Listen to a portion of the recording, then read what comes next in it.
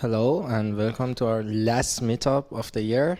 I hope last meetup is always good for us. Like we share some idea, we share our story about this year, and I love it. And I think this is one of my amazing topic. I wanted to do it for a long time, and this is the time, I think. And I split it to two parts because it's a lot to tell you, but we're going to write a consistent, robust, and fast code with effective DARs. About myself, my talks this year. This is my first talk this year. February, I had a first talk with the Flutter navigation. And we talk about navigation to a Flutter. It was pretty cool. And on June, we had Canvas and engaging UI in Flutter.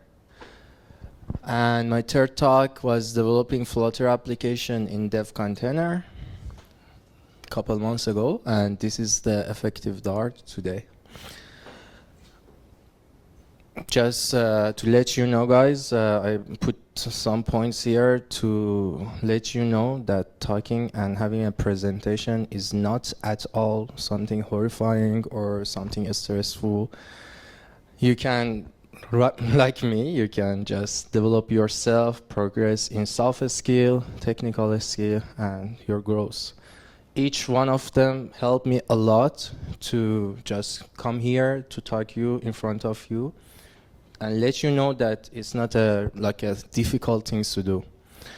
And yeah, just a little bit advertising to have a speaker for the couple months later. And a special thanks to my favorite assistant, ChatGPT. I think from here, I use ChatGPT a lot. From here. I remember February was a lot mess, and after that, I used ChatGPT a lot to prepare my presentation, and hopefully it worked very well. And as always, interrupt me anytime you want. You don't need to wait. So we're going to start with programming language evolution. Like programming language evolves with the time. So it doesn't, as you can see, this is a Dart commit in GitHub. And from 2012 to 24, like around average each day, or average, not each day, each month or something, I think. This is like based on the months. Like you can see like around like 100, more than 100, average 120 commits per month. And it's like evolving so fast. Like you need to keep yourself updated. If you don't, I mean, if you just work with this, you can't get enough of the work done. So programming language evolves and you need to keep yourself updated with the trends, with the something that they fix in the Dart and some other features that they added. And these are four main topics. Feature enhancement, like null safely, they added recently, extension, some other stuff like case, new cases, switch cases, syntax refinement, optional positional parameters, like for example, you don't need to just go each one of them because they have you want to do the same function for the same object. You just put the two dots and put your method over there, cascade notation. And deprecation, something like new cons that they get rid of it is going to be handled in the backend of the Dart. And performance, like these are the two things that they added when they wanted to support Flutter after like 2019-18, just in time compilation and ahead of time. So these are the things that they added by the time, not it wasn't that at the first place.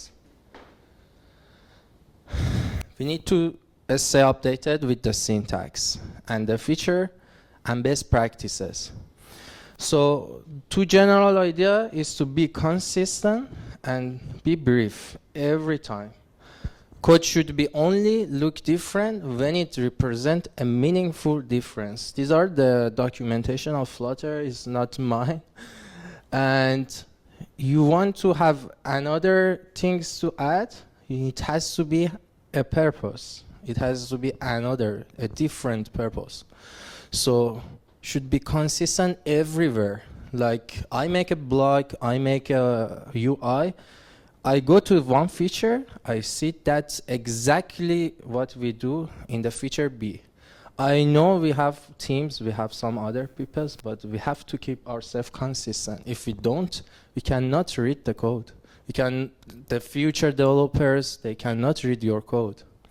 Be brief, choose concise, clear expression without sacrificing readability. Aim for economical, not overall dense code. And this is like very clear. You need to be clear with your code. It should be brief. There are 4 topics, I think. One of them is the style. Is the first topic that we're going to discuss in our effective Dart presentation. The first thing and the most important thing is a style. Is what our code should be a style. So these are the three main things: consistency, naming, ordering, formatting. And we're going to discuss all of this in the next slide. And improve readability helps everyone learn and contribute more easily if you respect those criteria. Before that, Dash has something to say. And if you feel like, I feel sometimes in the team like there are people feel alone from the rest of the team. It happens every time. You see someone, they code by themselves, they code without any contribution, asking you or asking other people. So if you want to be socialized with other people in the team, so keep attention to these slides. And we're going to make some agreements. There are no rules. These are the things that we need to agree on. These are not rules. You can do whatever you want, but these are the agreement that everybody needs to agree. Like, I don't know, in a social life, we just handshake with each other, or I don't know, hug each other. These are not the strict rules, but this is show you respect to someone else. And dev teams are dynamic. Devs join and leave. So it's a dynamic team, technical. My code that I'm writing right now is going to be read by someone else in the future, next year, a couple years later. And they're going to swear me if the code is not good. I do it every time, believe me. Our format is something like this. We're going to explain our agreement, then provide some examples and what to do and what do we don't do. The first thing in the side is identifiers. Identifiers is like making class, making like variables, anything. Use upper camel case. These are different for each programming language. So if you switch between JavaScript to Dart, you need to respect Dart because they made those rules to have a consistency in the Dart, not in the JavaScript. So in Dart, names are capital at the first letter for the classes. So, but except variables, for sure, there are lower camel case when they start, and lowercase with the underscore. If you want to put 2 words and 2 meaning of the words, like you need to put underline for the files, But for the variables, they need to be camel case. This is a slide. Next one. For example, let's look at these two examples. These are what we're going to do all the time. We have constants. They should be lowercase. In other language, I'm for sure there are everything is uppercase, but in Dart the consts are lowercase. It's very good because uppercase it's less readability if you just think about that. But it has some explanation I forgot to put. I don't remember right now. So these are all wrong. The class has like a static method. A static method also needs to be same as variables. Yes?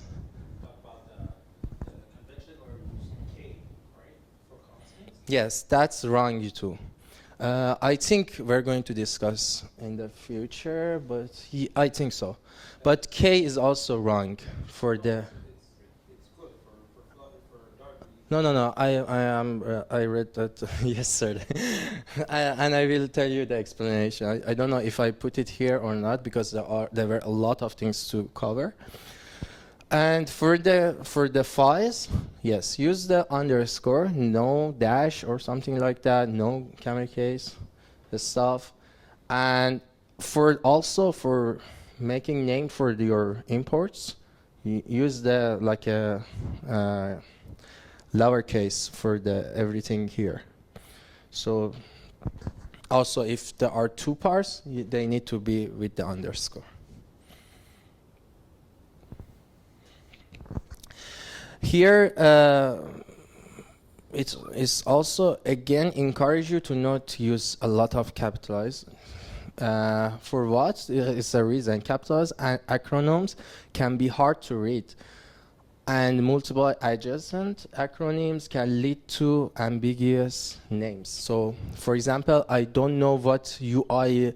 We know, but sometimes we use some other stuff like master or something like that. Just use the M with the lowercase r. So make the uppercase for the first letter. And that's another conviction that we need to agree. Longer than 2 letters, so always like a word. Exactly like before. So put specific things, don't change it. And for the 2 letters, you need to use 2 uppercase. This is also another one. And for the something that we already know, like these are the things that we should be same as like more than 2 letters. Not following the rule. In your previous slide, you had pi, 2 letters. No, that's a constant. This is for the like for I don't know for the like enums or something like that, but previous one for the constants I don't know, but This one's for acronyms and abbreviations. yes, this is for the abbreviation, but pi is also no, it's not. Pi is pi. Okay, yes, it's for the abbreviation. Yeah.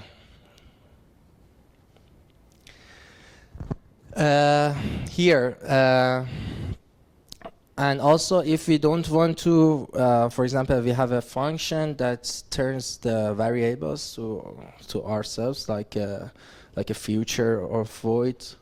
If we don't want to use it, just use the underscore. Yes? I think now we have, so how do you say, prefer using underscore, and then the second one is Double underscore. Right. I think in the latest Dart version, we don't have to do this anymore. Because previously, underscore would be like the name of the variable. First of all, we shouldn't be touching this. I mean, we shouldn't have this situation ever in our code. If you write a good code, you shouldn't pass something that you don't want to use. Sometimes you have like callbacks Yes. from the framework or something like that, and you don't need to use those variables.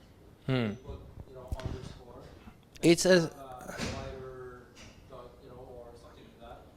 And then in this case, typically, I'm just saying, like right now, we cannot use the underscore in more than one variable place. Now, more than one parameter. In the future, we can use just a single underscore for all of the parameters, and it will be like built into the language that it's ignoring. so you want to use or not? I'm saying you don't need to use the double underscore anymore. Yeah. Double underscore, I agree, but is a still even it encourages you to use triple underscore if you have more than that. But You can always use a simple underscore. yes, Okay, so you mean like in the first, second argument, people will put 2 underscore for the second and then 3 for the Yeah. next? yes, Three following arguments with and you don't use it. for the first one, 2 underscore for the second one, and 3 underscore for the third one. Just to say these arguments are not going to be used. Okay. The Yes. reason for that is because 1 underscore is the convention for not used, but then you can't use that 1 underscore again because it's a variable name now. So Use the double. It's made it in dark now that it will be. So you could have like underscore, comma, underscore again, comma, Exactly. Yeah, but that is still on the documentation, so that's why I put it. Yeah. But I'm okay with the single underscore, but like it's so rare for me that things happen. I always use the methods that I'm going to pass and use it. Next one, don't use a leading underscore for identifier that are not private. So, which one do you prefer? This one or that one?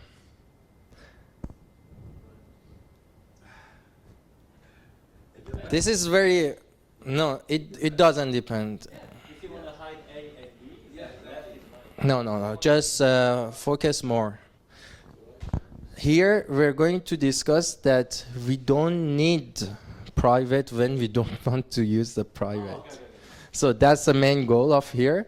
So here, let me read it.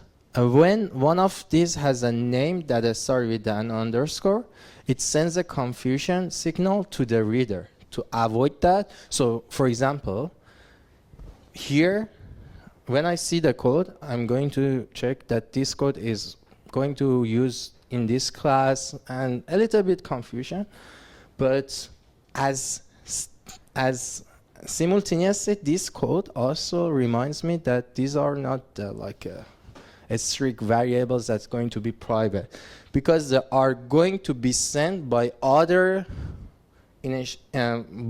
classes or any methods that they are going to initiate this class. So for the A and B, they will already have those classes, those fields. Did you understand? Let's say we're going to initiate class A. So we already have A and B. Also here we pass the A and B. So everyone has A and B. A and B is not private. That's what I mean. Yeah, but it's not modifiable on the left. On the right is a final. It's not modifiable. You cannot modify that. These are the public. These are the two fields public. Yeah, it's already public because they are going to be sent by other initiator. So these are public, but here it's a little bit vague for me. I see this situation a lot in many people codes, but the best agreement, the best practice is using this method. So just use this and just pass the A and B. You don't need to initiate again to those private method. Because as the rule says, don't make a private fields that they are not private. That makes it ambiguous. Like here, A and B, they are already public because they are sending by others initiator. But here, those are things is final. We cannot change them. It's just the final method that are the fields method that are coming from other classes. And I tell you why Yes? Like you said, these are not rules, these are agreements. I think we can, both are valid. But on the left side, you're not exposing the variable A from B. So if someone is using the class A, they are not They will already have those parameters. they're not tempted to, like if I use an instant, if I you said No, they will already have those A and B. So they were already passing by those initiator. if I use the instance, right? Maybe I'm not understanding, but if I use the instance of A, I cannot say like A dot B, for example. On the left, I can't say A dot B. Yes, you can say, but I already have A dot B previous. It exists internally, right? But it's not public. So I cannot miss. I cannot No, no, no, no. The argument is that when you initialize it, you are passing the A and B. So you already know the A and B. So You already know. you give a shit. That's basically what he's saying. Yeah. But still the problem is that, let's say you pass this instance to Exactly. Yeah. That's what I mean. If you And use this then you don't instance want to- later, like not in the constructor, like later, I reuse this instance. Now I can say A, like instance A, small a, not capital A, right? Small a dot, then I can have access to B. I should not have access to B if it's not something that I want to expose. Am I misunderstanding? You're not wrong, but this situation that you're saying is very rare. Like most of the time, we never going to use this A and B. Never. Like, but we're making as those private and makes the reader like is these are something that I shouldn't pass or something. But they are not. There are some public methods that they are passing by. I don't think this is like strict rule. So if you Yeah, it's not a strict. then you can do it. It's just some agreement, but if you just, it's very preferred to use this because I see those codes and it makes confusion for me. I have a quick question. Yes. In this case, when would you use a private member? When they are actually private, for example, we have some function that they are going to be used only in these classes, like for example, concatenating to a string together, joining to a string together, or multiply something that they are using in these classes, they are private. Or some other methods, and for example, the best use case is like a provider. Like we want to change the method, like for example A, we pass the A by the get method. So if they cannot change directly, they should be changed in those provider classes to notify. We have a little bit notifier that this variable is changed, so they are not going to be changed by those other classes. That's the best use case of the private. Okay, next one, formatting. We have dot formatter that does the job, but most of the case is, it's automation things. So we are the human, we need to make it the best things. Let's have an example here. So for example, I have a very, very, very, very long variable. This is not going to be solved by the formatter. You have more than 80 characters. This happens a lot. Like we have a long string, and there's no reason. Just make it like it's your job to make it the second line for the string. It's possible in the Dart. Do it. And many other example. I'm going to another example here. We have I think 8 level or 10 level of the nested widgets. As you see, this is the line of the Dart that says don't go further. This is after format, as you see. It's a string, it cannot change. Here is going further because it's not further because of the build context, it's less than here. So it goes to the next line. But it's, to me, I cannot read this. It's very, very, very difficult. Like padding is coming here, all is coming here. Even the padding variable is here. So It's very difficult for me to read all of the code that should be handled in one line. This happens because previous widgets that are making more like a big and very wide code for the Dart to format it. What do? Make classes, make other functions, make some other that makes the code pretty, like beautiful.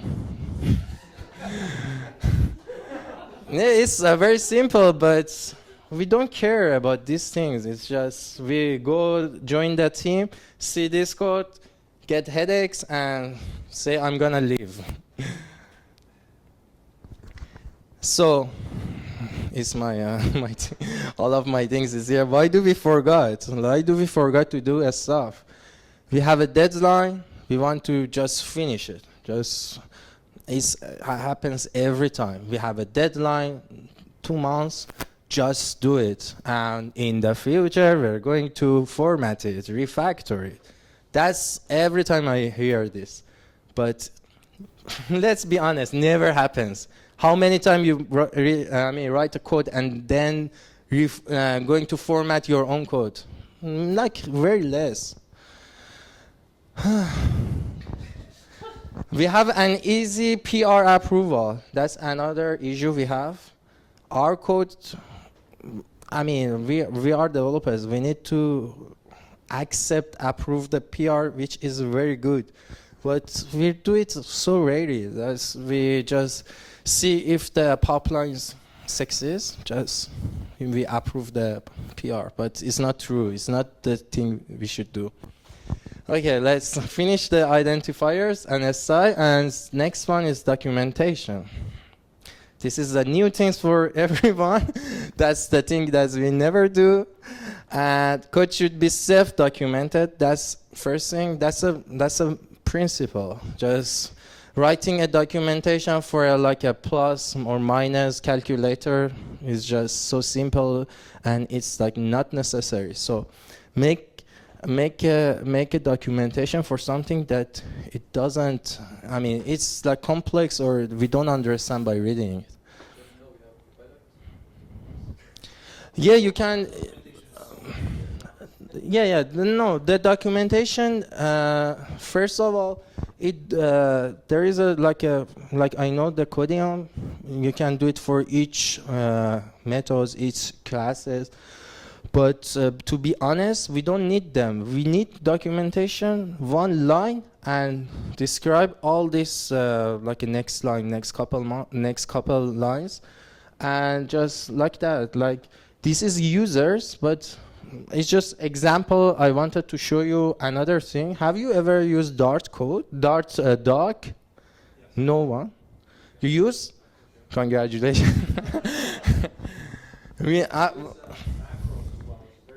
It's very powerful. When we're using the example here, use the add template. Do you have that example? Yeah, I have an example of the users. For the user, if you see, we have a little bit documentation beforehand to describe what does this class, and some documentation for the methods. And if you run the Dart doc, it gives you exactly the things that we always see in the Flutter API. It's very good. It's like a web page. You can just host it somewhere else. It also has a dark mode. It's very search everything. It's a one simple code, but you need documentation. You need good documentation for what you need. Do you document what you are? It's this, the rules is simple. Just if it's like complex and we don't understand by reading the code, document it. It's just happens. It's very difficult to say where should we put the documentation, but the rules is so simple. So, in Flutter, for example, to document everything, you think that's too much? No, library is different. Library, this section is more for the libraries.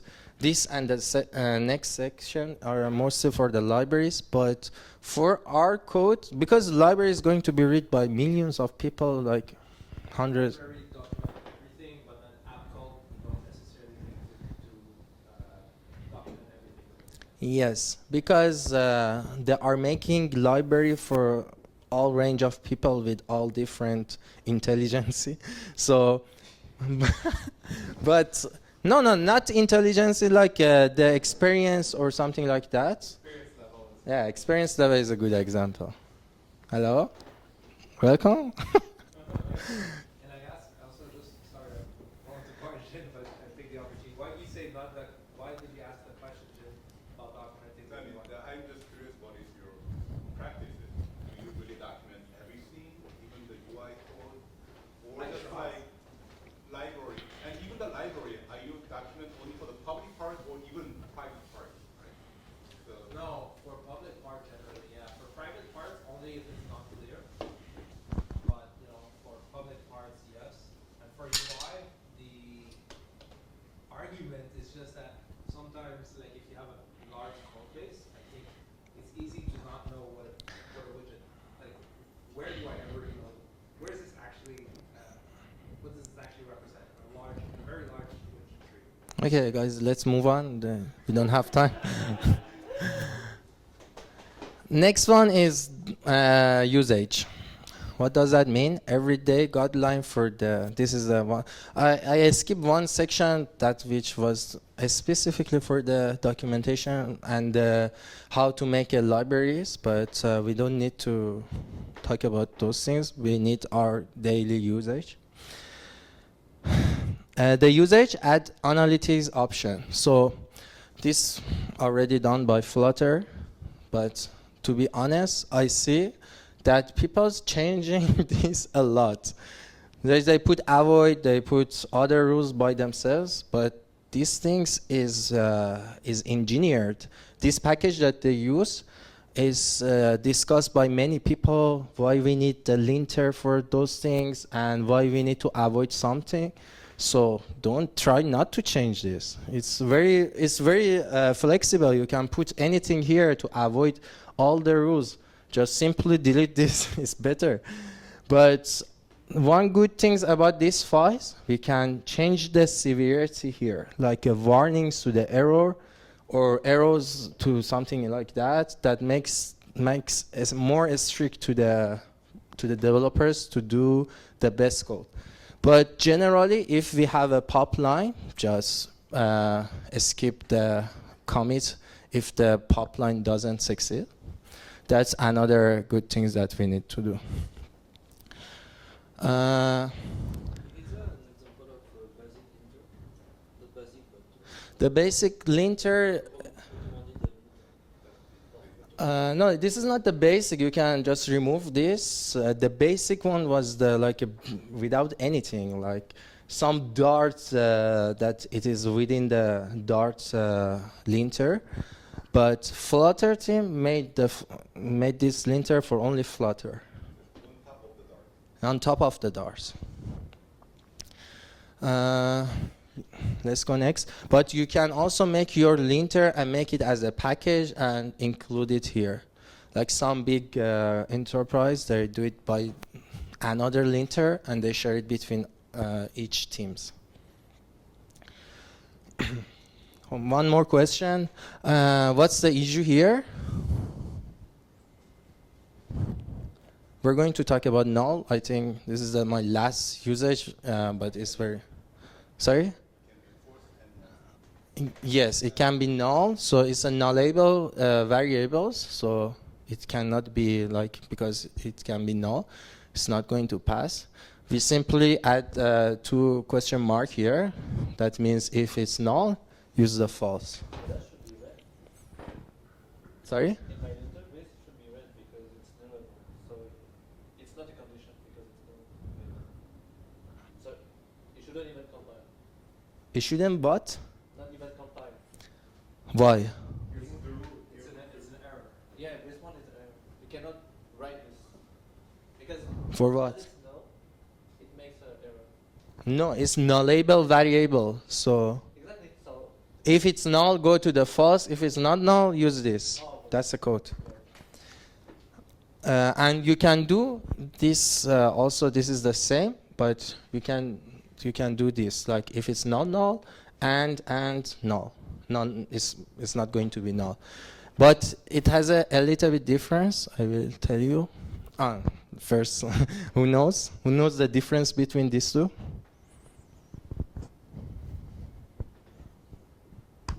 There is a yes. The first one checks if it's nullable, right? And if it's not null, then it's going to enter the function that the if. It doesn't matter if it's true or not, it checks if it's null. No, that's not right. The difference is just when we make this like is not equals to the null, it tells the compiler that from this line to the bottom, this variable is not going to be null again. But here, if we check only for the if, in the next line, this also can be null.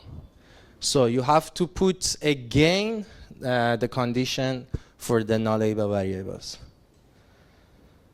So it's not going to be promote. That's what it means. Another thing. What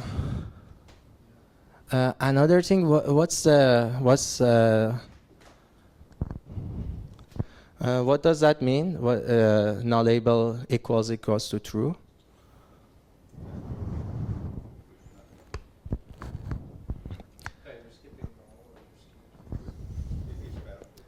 No, this is same. It can be a pass because it can be null, and null is not true. But it's make like a vague situation for me that these things is not going to be null. Just a recommendation to not use this. So. What's more readable, because I know that the if variable has to be true so that I can, that the code in the block is going to be wrong, right? If it's false or nullable, I mean null, then No. This, to me, this means that this variable is not null. It's not null. It's not nullable? Yes, it's non-nullable. Not nullable. But it's nullable. I think the only time you can use this is if it's null, because otherwise you would not say equal equal true. Sorry? You would not use equal equal true if it was null. If it was not null. But it's wrong. Just use this. Another null. It's always about the null because it makes the code very smoother, but it has a lot of like confusion for the developers. So which one do you prefer? Is this a stateful widget that we're going to use the late for those variables that they're going to be assigned in the init state? Which one do you prefer? Well, they have different, they're different. Late in this case would be lazy initialization as well, right? No, they are not different. Just which one do you prefer?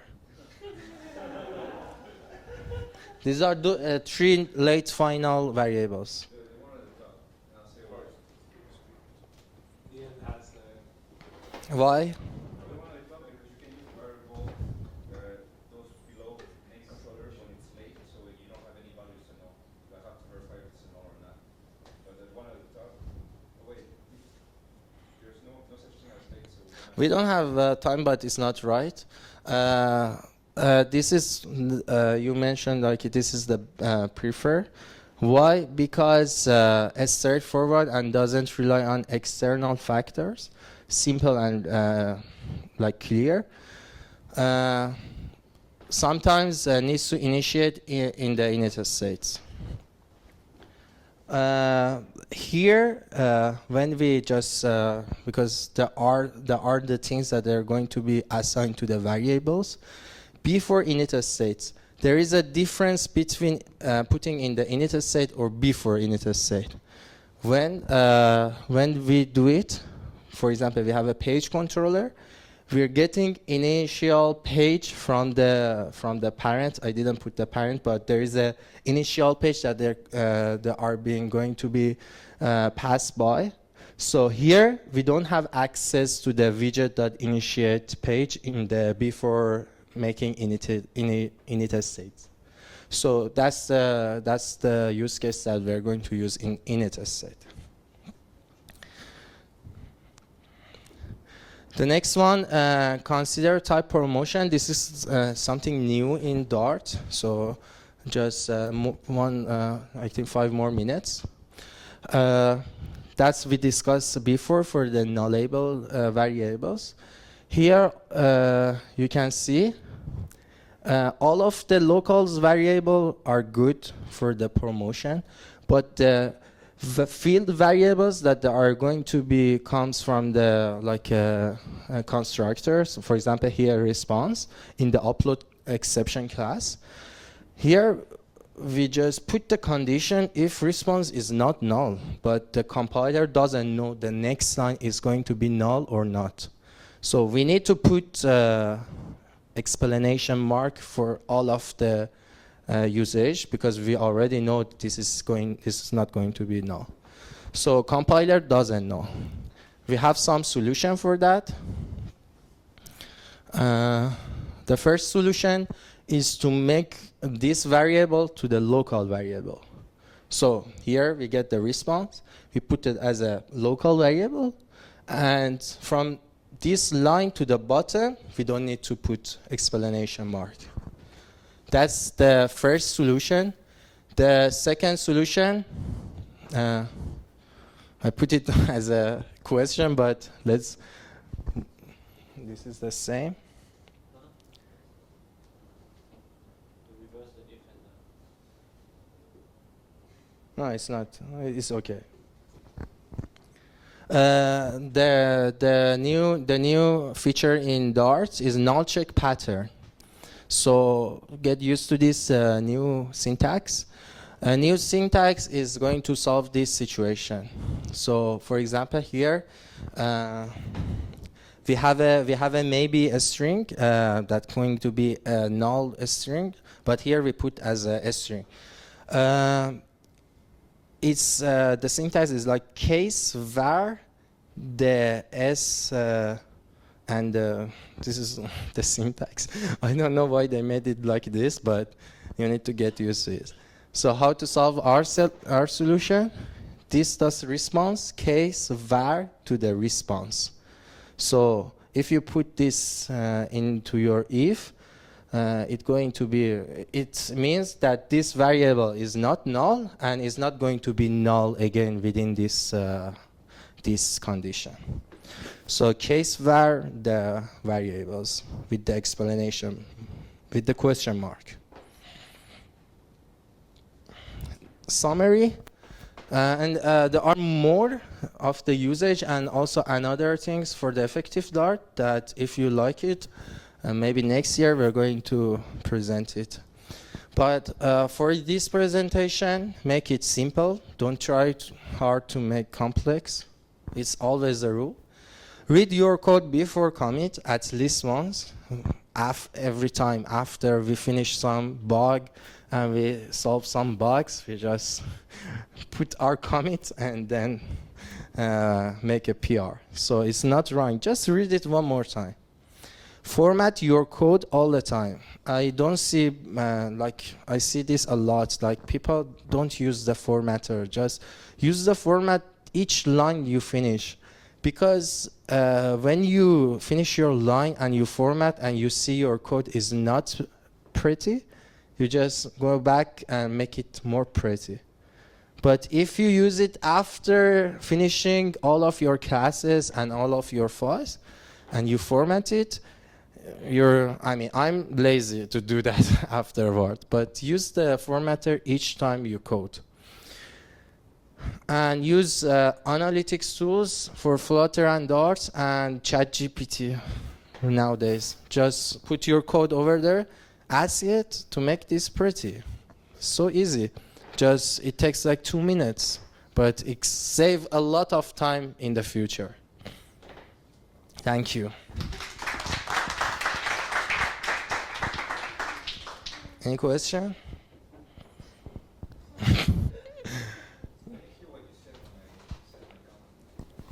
Sorry? I did not hear what you said when I said my comments. I'm wondering, like, was I wrong? I didn't hear what you said. Your comments? Yeah, about the late versus not late, the two examples. Here? Yeah, that one. What was your comment? I don't remember. So you asked which one do you prefer? I said the one on the top. The first, yes. Yes. So I didn't hear what you said after I said that. No, I think it wasn't right. But what was the reason? It wasn't right? What's your reason? So, well, yeah, that's what I'm wondering, because I might have misread the code. It's two of them is right. Just the first one is more readable. You know, Yeah. it's more cleaner. I see this late that are going to be initialized later, but it doesn't need, because text edit controller, you can put it here. But sometimes we need it to use the late for the page controller. We don't have the widget initial page. Yes? There is a slight difference. If you go back, this one you. Thank you. In this case, I guess there's the same thing, because you're using the init state, but typically late will also cause the variable to be lazily initialized.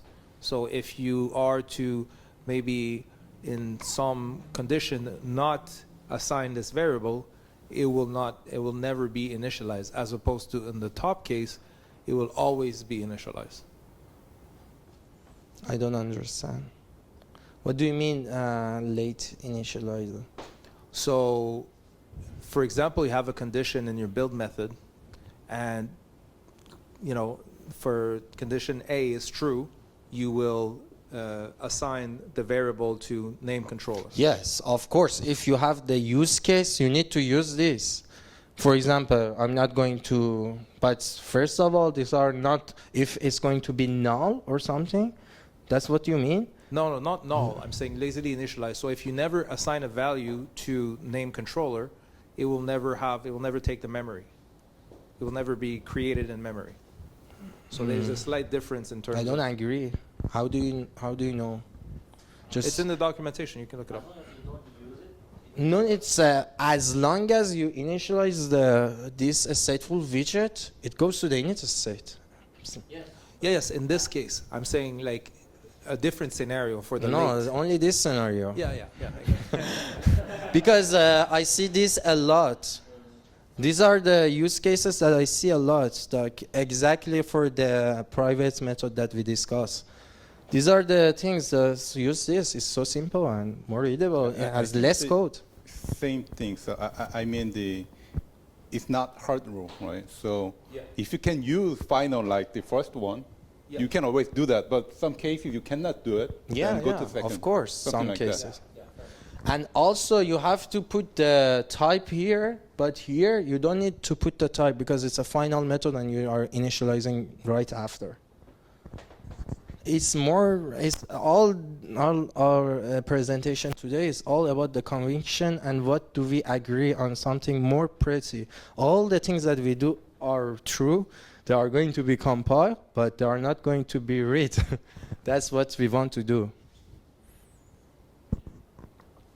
Thank you, Next. Ali. Thank you.